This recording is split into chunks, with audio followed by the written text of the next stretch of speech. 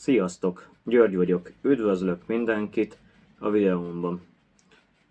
Ez az első videó, amit készítek nektek, ezért szeretnék is bemutatkozni, hogy miről fog szólni ez a csatorna. Ezen a csatornán lesznek szerelős videók, kirándulós videók és technika jellegű videók. Na most mit értek itt szerelős videók alatt? Szerelős videók alatt én itt annyit értek, hogy kint a hátam mögött van valami, amit jó lenne majd idővel felújítani, sőt, itt körülöttem, ahol most ülök, mind a két oldalon vannak olyan motorok, amiket úgy szintén meg kéne csinálni, szétszedjük őket, megnézzük a hibájukat, és utána szépen össze lesznek rakva, és elvisszük őket egy próbakörre. Hogyha jó a próbakör, utána fölreptetjük a kis DJI Mini 2S-et, amit mindjárt ki is fogunk csomagolni, hogyha megvárjátok. Ezen kívül lesz elméletileg még egy építős videóm is, de azt csak így halkan jegyzem meg, mert még nem minden oké ezzel az egésszel kapcsolatban. Mindegy, nem ez a lényeg. Bontsuk is ki a drónt, ami itt van előttem. Gyertek, nézzük! Srácok, itt is van a doboz előttem, de mielőtt kibontjuk a drónt, előtte megnézzük a dobozát körbe. Egy kép a drónról, a márkajelzéssel, és itt láthatjuk rajta, hogy 249 g. Tudjátok, hogy ez mit jelent a valóságban? Hogy könnyebb, mint egy tálpörkölt nokedlivel. Jaj, de nagyon vicceske vagyok ma is. Egy DJI logó az egyik oldalon, másik oldalán egy rövidke leírás, ami annyit mond nekünk, hogy 2,7K-s kamera, elméletileg 31 perc a levegőben, ugye amit tud az akkutöltöttség, de ez változik többféleképpen.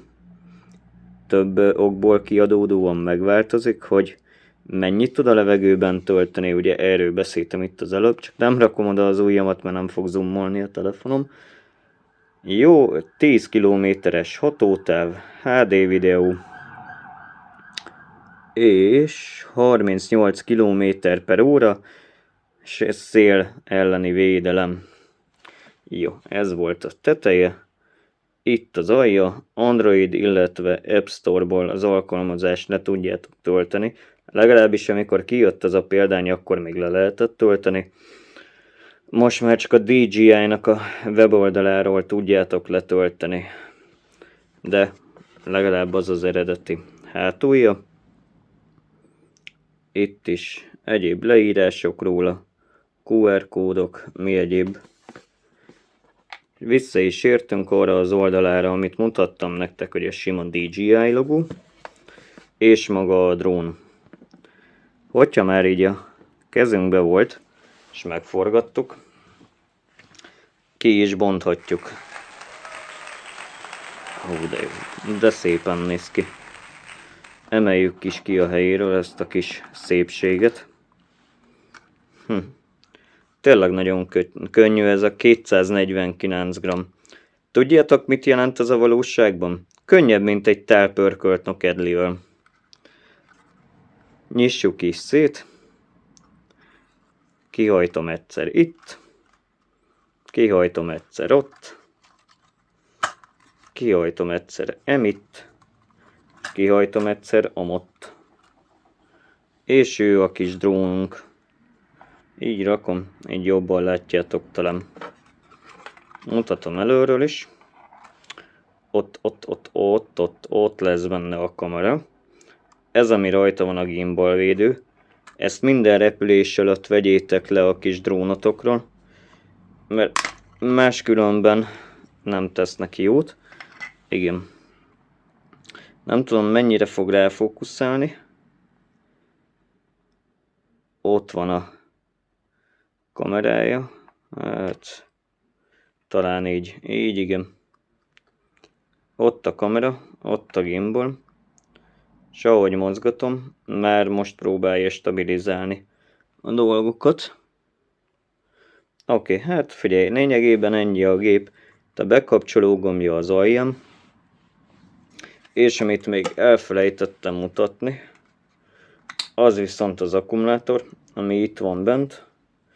Van egy kis pöcök, ahol tudod kihúzni, illetve ha berakod, akkor ennek a pöcöknek, amit mondtam az előbb, kell bekattannia, és utána tudjuk csak párosítani, illetve bekapcsolni a gépet. Figyeljétek csak! Úgy, meg is volt a kattanás, lecsukjuk. Jó. Ja igen. SD kártya bemenet, mivel a gép nem csak a telefonotokra tud applikáción keresztül menteni, hanem magára az SD kártyára is, hogyha éppen ott elfogyna a hely, vagy úgy döntötök. Jó, ennyi volt maga a gép, ezt ide félre is rakjuk szépen. Fölemeljük a belső kis papír tartót. Gimbalvédőt azt ide rakom a géphez, nem szeretném elhagyni. Kivesztük a belső dobozt is. Megmondom őszintén, én ezt a gépet már kibontottam, kipróbáltam, tesztelgettem egy kicsit, hogy tudjak mit mondani róla a kamerámban. Ebbe voltak a papírok, a propellerek, plusz ugye a töltőkábelek, ezt is rakjuk ide le. És ami nekünk még a legérdekesebb itt, az a távirányítója, ami viszont mindjárt mondom nektek, DJI OcuSync 2.0-ás távirányító.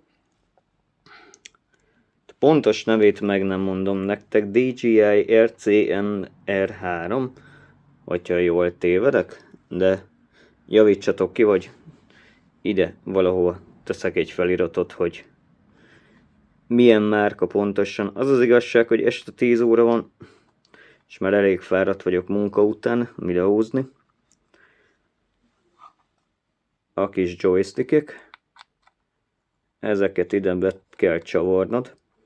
Ha szeretnéd használni magát a drónt, hát persze is szeretnéd használni magát a drónt, hogyha már megvetted. Becsavarod szépen a másikat is a helyére. És ez így néz ki. Kézben tartva, ergonomikus, kézreálló, jó tapintású távirányító. Én nagyon szeretem. Egy pár napja van meg, használom és imádom mind a távirányítóját, mind a gépét. És a kis telefontartó, amit kihúzol, ide tudod berakni a telefont. Plusz ott vannak hozzá a kábelek, de hát USB-C és USB kábeleket mindenkit látott már, úgyhogy azt nem fogom külön-külön bemutatni.